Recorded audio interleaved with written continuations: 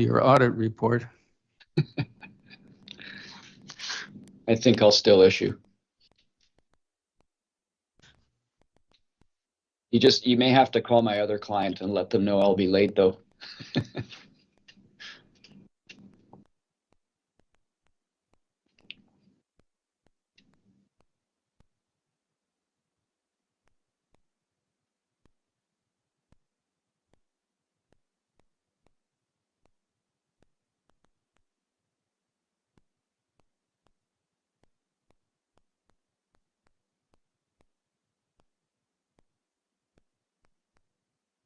I got nice photos.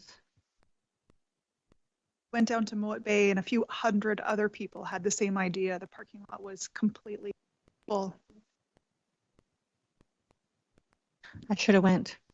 I just stayed where I was at home, took pictures.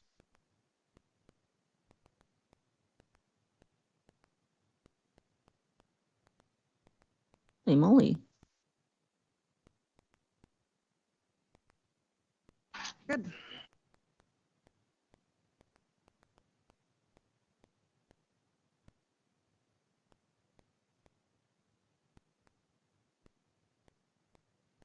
Here.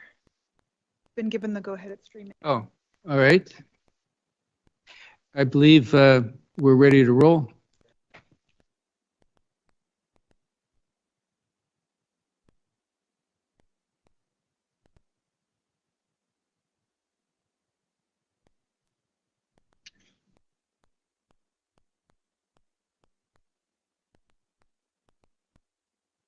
Weird.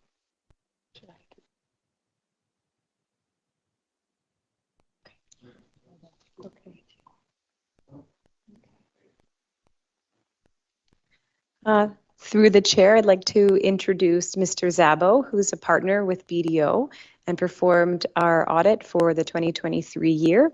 I'll turn it over to Mr. Szabo. Well, thank you very much. Again, it's a pleasure to be able to provide our findings, our report on the findings of the audit of the City of Powell River for its year ended December 31st, 2023.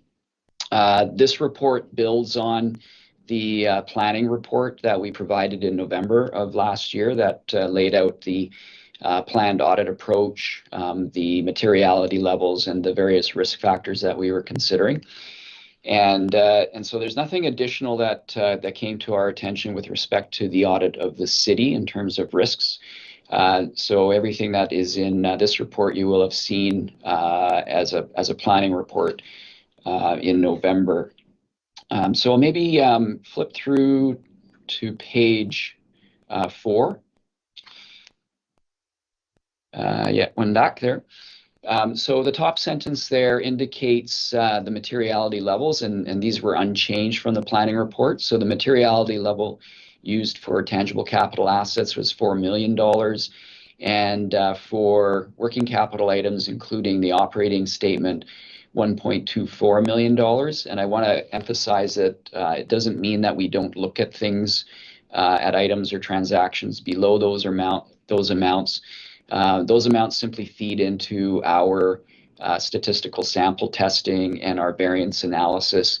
And they also inform us in terms of what size of error or misstatement we could accept without and still sign our auditor's report. And certainly there were no misstatements that even approached those amounts in the current year. So our activities started in November of last year. They're completing in May of this year for submission of the financial statements, I believe, tomorrow. Next, page 5. The status of the audit upon approval of the financial statements of the city by mayor and council. We've already received the signed management representation letter and updated our subsequent events review to today's date. So once council approves the financial statements, we will be in a position to issue our auditor's report. Next page. So on this page, we indicate the one significant risk that we identify in all of our audits, and that is the potential for management override of internal controls. And the reason that we have to identify that as a significant risk is that management is generally in a position, if they wanted to perpetrate fraud because of the ability to directly or indirectly manipulate the accounting records. So we do undertake various procedures, but the main one of which is testing the appropriateness of journal entries that are recorded, ensuring that they have proper segregation of duties and also a proper business purpose behind them, and also reviewing key estimates that are made for any management bias. So all of our testing in that area was completed and no issues were noted. The second item is the risk of fraudulent revenue recognition. This is required to be considered, but in the context of local government accounting, we are able to rebut this. So we don't consider there to be a risk of fraudulent revenue recognition, primarily because there's very little incentive, little to no incentive, and very little opportunity to misstate the major streams of revenue. What we do, however, is examine the grant funding in some detail, because often grants are restricted and have uncertain terms around them in terms of when they can be recognized as revenue. Sometimes there are restrictions on them that require the city to do specific things or spend the money in a certain way. And so we do review these grant streams and ensure that management has recorded revenue appropriately. Again, all audit procedures in this area were executed properly, and no issues were noted. On the next page.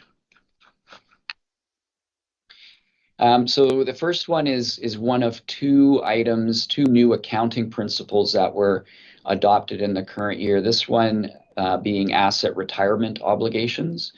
And this relates to activities that have to take place at the end of the useful life of an asset. For example, many buildings that were constructed prior to 1980, I believe it was, contain asbestos, and that asbestos has to be removed and disposed of in accordance with legislation. Another example would be wells have a particular requirement around disposal at the end of their useful life. So these future cash payments have to be recorded now at the inception of the asset and recorded as a liability at the present value of those future payments. So you will see a new item on the financial statements representing that liability.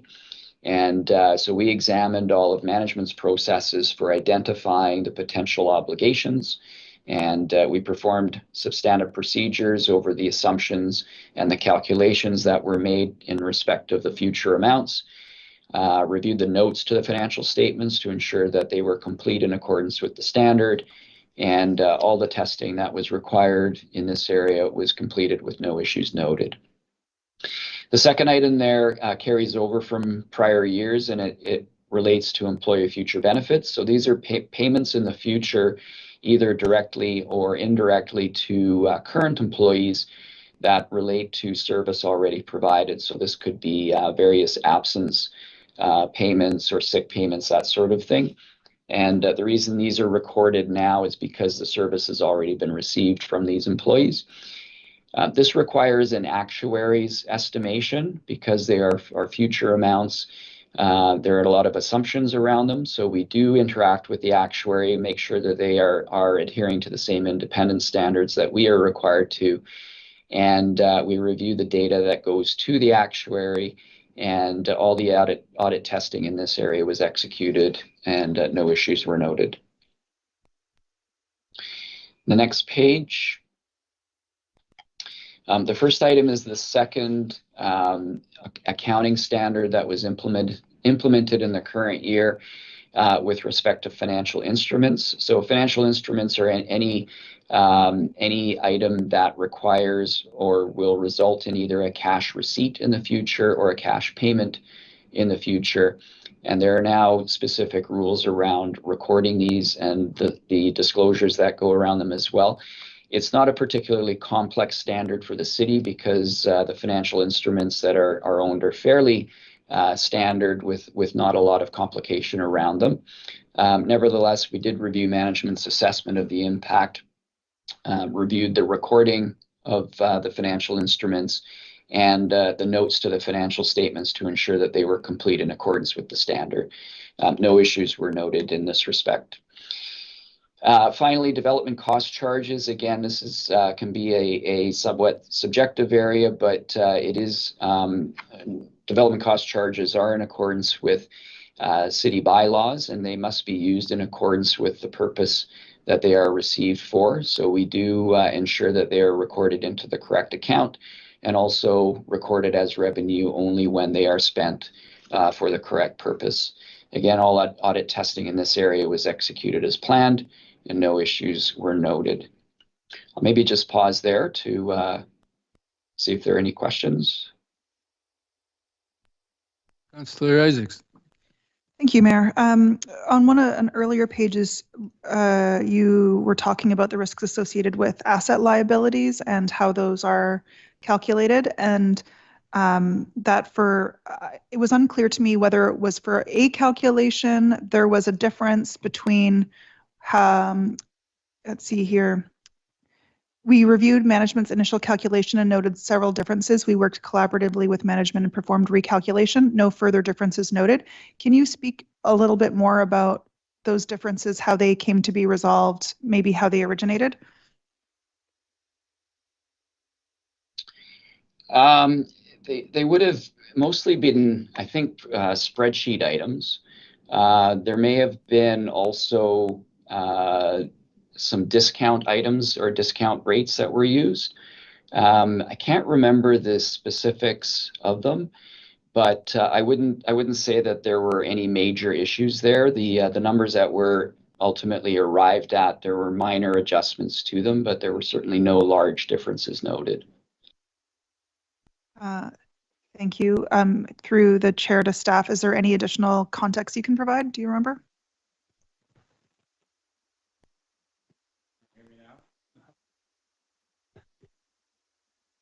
Okay, I think you should hear me now. Yeah, I recall this. I think the main reason for the difference was because the city, when we first were looking at asset retirement obligations, we were looking back to the original construction date of various buildings, because there's a responsibility for the city to remediate asbestos in city-owned buildings. And so we were going back to 1950s, early 60s for some buildings, but we should have been going from the date that the standard came into effect. So for asbestos, that was in I believe it was 1988, that there was a requirement for the city to remediate asbestos.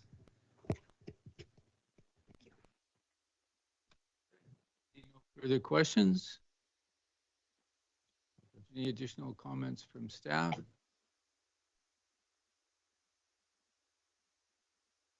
Looking for a motion for approval? I don't. There's a little bit left. Sorry, I think we have a question. Councillor Doudt. I've got a couple of questions. And first in the document I have in my agenda that's titled Appendix A Draft 2023 Audited Financial Statements, says at close to the end of the report that the city's management maintains a comprehensive system of internal controls designed to assure that assets are safeguarded, transactions are properly authorized and recorded in compliance with all the rules. So my question to the auditors is, have you examined those internal controls, and have you found any shortcomings or any issues that need to be addressed? Certainly through the mayor. If we flip to our page 9. Where are you taking us to? I'm on page 9 of our report. Okay, and I don't have that in front of me. I don't have a copy of it, and all we can see is what you're displaying on the screen. Okay, so this page deals with internal control matters. So we document the systems of internal controls, and to the extent they're relevant to our audit, we do test internal controls, but we do not test the entire suite of internal controls, only those that are relevant to our audit that we consider to be designed to prevent and or detect material misstatements. So our testing of those controls did not note any control deficiencies. However, that's not to say that control deficiencies cannot or do not exist, because we do not provide a separate opinion specifically on internal controls. And my other question is that when I look at the resolution in our package, it's when we get to it, it says approve the City of Powell River's draft 2023 audited financial statements, and we have two documents entitled to that in our package. One of them is a report from staff, and the other one is titled Draft 2023 Financial Statements. And the other thing we have before us is what Mr. Sasbo has put in front of us in a screen. When we vote, what are we voting on?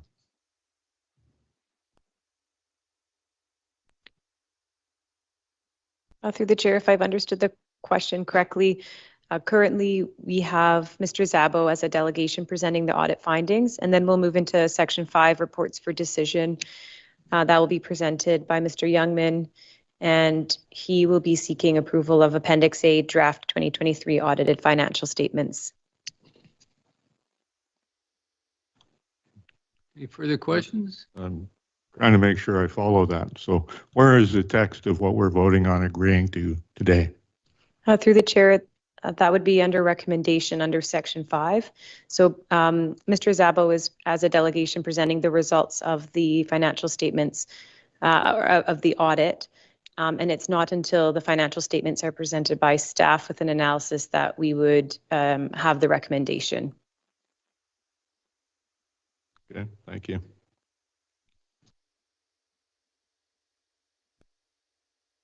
Okay.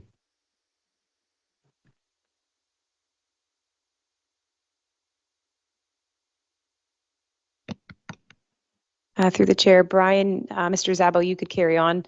Okay. Thank you very much. Okay. There's just a couple of items left on our report that I want to make sure I cover.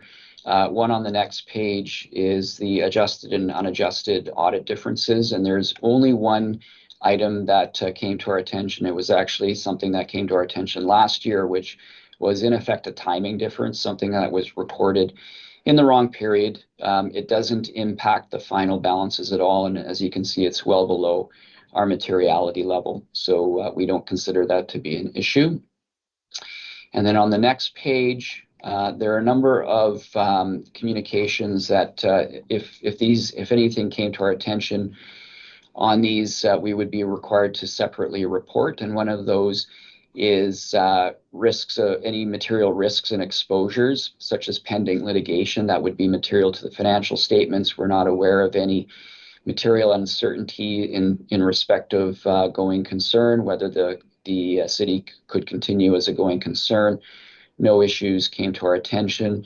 No disagreements with management on matters that are either individually or in aggregate significant to the financial statements of the city or to our auditor's report.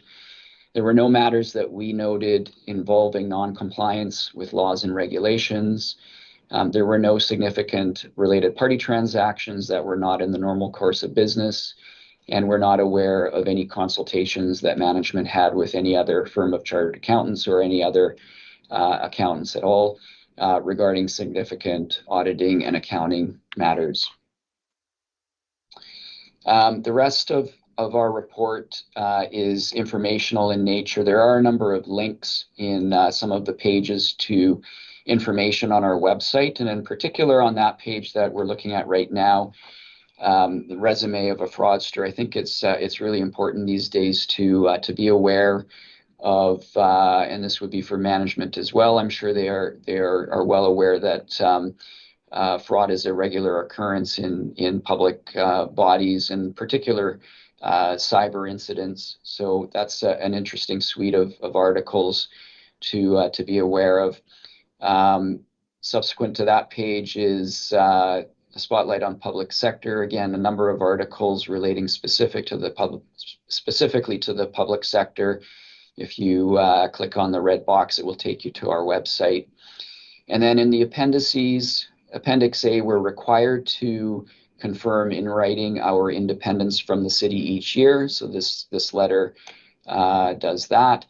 And then finally, the second appendix is the management representation letter that we request management write to us. That just confirms a number of things that were either verbally told to us or through the working papers that we require as a result of the auditing standards. So we have received that from management already.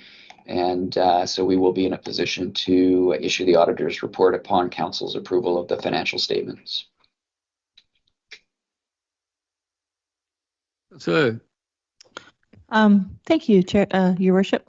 So I just wanted to sort of talk a little bit about how we're receiving the auditor's report without any kind of actual report for us to read.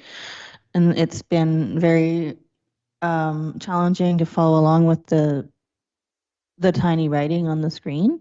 And so I know that we're going to be asked to accept the audited financial statements. And usually we would have had a chance to review the auditor's report by reading it prior to doing that. And he would have presented something that we could have read in advance.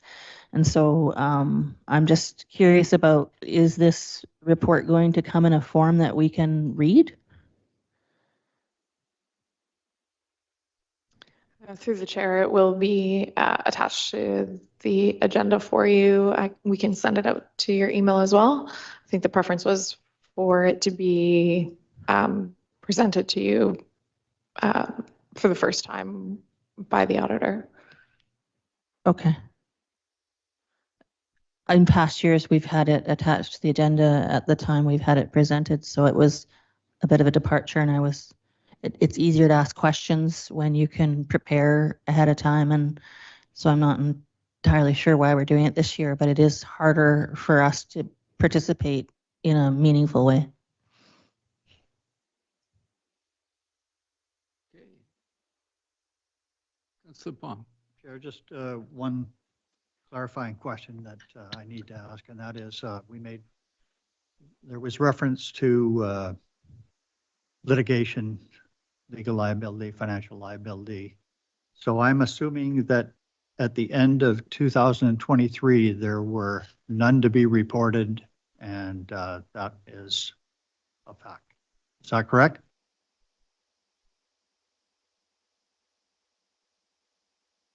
I'm sorry, is that a question from myself?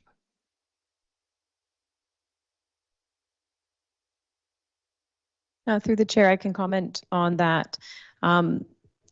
You'll notice in the financial statements, there is a note on litigation. And even though, one of the large public lawsuits had not been filed at the end of 2023, it was still a significant event and has been disclosed in the financial statement notes.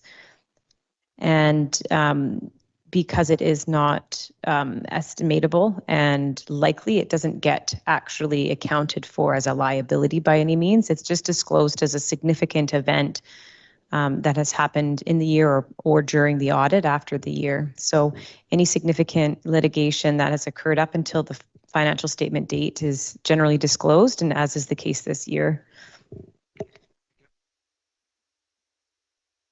Councillor Isaac. Thank you, Mayor. A question for Mr. Szabo, maybe as a follow-up to Councillor Elliott's question. When you present to other municipalities, the auditor's report that you're sharing visually with us right now, is it usually shared in advance as an attachment? What is the procedure? Do you prefer to share this presentation in real time? I don't have a preference. It's generally at the discretion of management and the clerk. Okay, thank you. Okay. No further questions. Is it time for the motion? There's no motion. No motion. There's no motion on this section. We're on to item 5 now.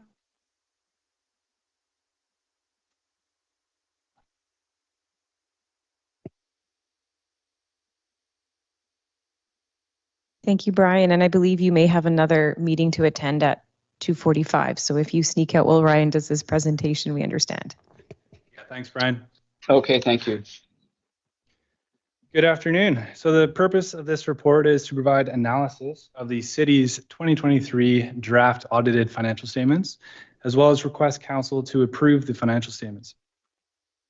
So the report goes into quite a bit of detail, but I'm happy to answer any questions that you have in the report, the presentation, or any aspect of the financial statement package at the end of the presentation. So starting with some background information, the financial statements are prepared by management. And in accordance with the community charter, the financial statements must be prepared and presented annually to council for acceptance. Then the audited financial statements need to be submitted to the province by May 15th. So I recognize that we're pretty close to the deadline here, but I just wanted to let council know that if there were any significant issues, you would have been notified about this, weeks in advance. So as you've heard from BDO, they've scrutinized the city's accounts, processes, and financial statements, and have a draft audit opinion of the unqualified or clean audit opinion. So under public sector accounting standards, the city is required to report on entities that it controls as if we are one big entity. So these consolidated entities include Powell River Community Forest Limited, Powell River Power Development Corporation, and Powell River Public Library. The first statement that I'd like to bring your attention to is the Consolidated Statement of Financial Position. It is a snapshot of the city's finances at a point in time, which is December 31st of 2023 as compared to the prior year. In for-profit entities, it is often referred to as the balance sheet, and it reports on the city's financial assets, liabilities, non-financial assets, and accumulated surplus. So the first two items I'd like to bring your attention to are cash and cash equivalents and portfolio investments. If we look at these line items cumulatively, year over year, they're pretty comparable. What happened is there's been a transfer from portfolio investments to cash and cash equivalents because there was 15 million in term deposits that matured in 2023 and were transferred into high interest savings accounts. So the term deposits are classified as portfolio investments on the financial statements, whereas the high interest savings accounts are classified as cash and cash equivalents. Accounts receivable decreased by 5 million to 8.5 million because in the prior year, there was a large grant receivable from the provincial and federal governments for the construction of the consolidated wastewater treatment plant. Dividends receivable increased 2.4 million to 6.3 million due to a larger dividend declared by Powell River Community Forest Limited. So Powell River Community Forest had a fantastic year, and you'll note that in the large dividend receivable, as well as it'll show up in other areas of the financial statements. The investment in Powell River Community Forest Limited, which is the equity the city owns of the entity, increased by 3.3 million to 4.4 million, primarily due to significantly higher net income.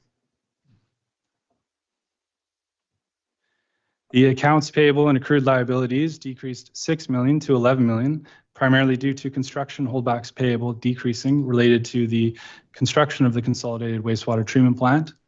And long-term debt increased by 4.6 million to 33.4 million because the city borrowed an additional 5.5 million to finance the construction of the consolidated wastewater treatment plant.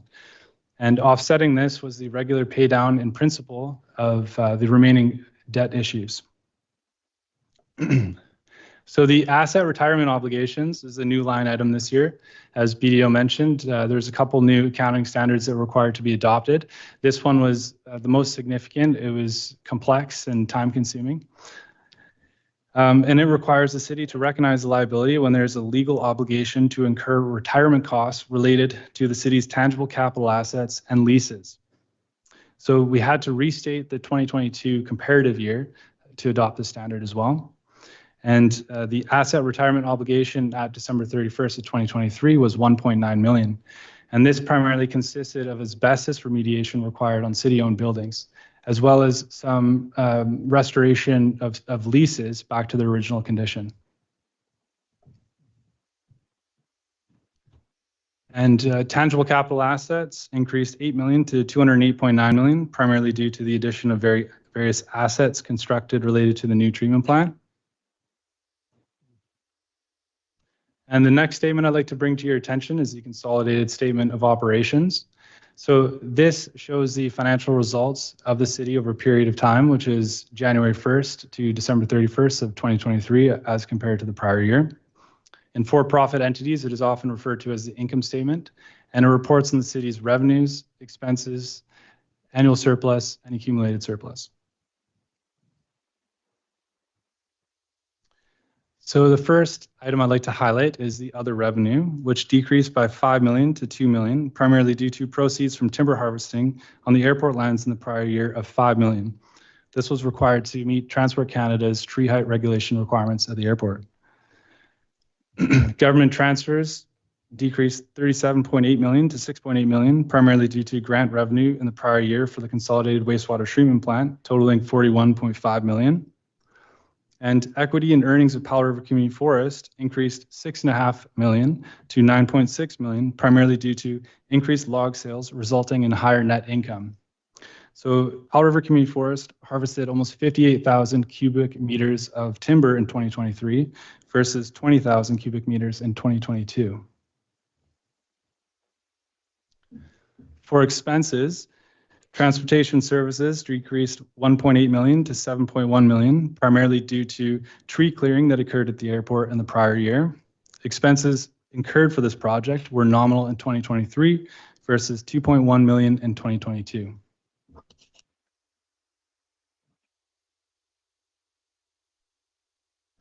Protective services increased $1 million to $8 million, primarily due to police contract costs increasing as new rates for the RCMP's agreement came into effect, and there were fewer vacancies during the year, resulting in a higher full-time equivalent of members. Sewer utility increased $4.3 million to $7.9 million, primarily due to the consolidated wastewater treatment plant becoming operational in 2023, resulting in amortization of $2 million being recognized for the newly constructed plant. In addition, $1.4 million was recorded as a loss on disposal of assets at the Westview and Townsite treatment plants because the assets were no longer in use. So overall, annual surplus decreased $12.7 million, primarily due to the unusually large government transfers of the consolidated wastewater treatment plant in the prior year. Thank you. Are there any comments or questions?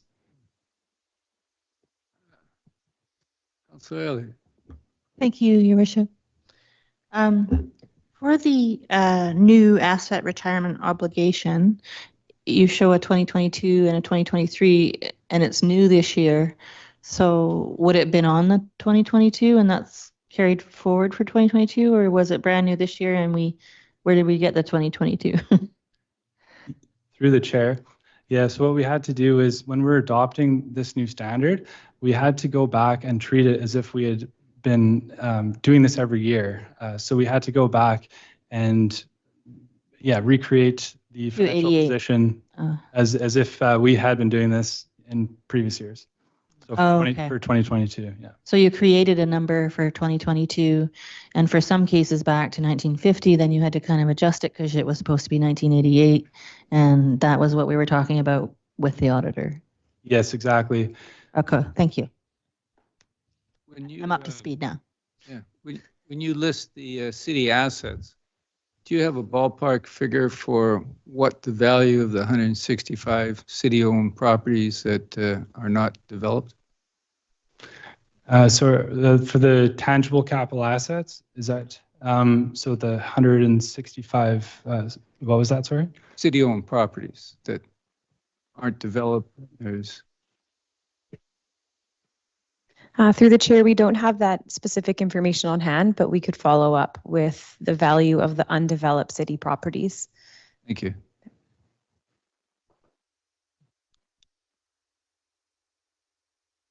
I guess you've answered all the questions.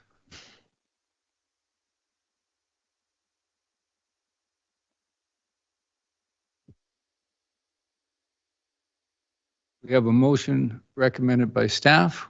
Anybody care to put it on the table? Yes, Councilor Armida. Throw it out there.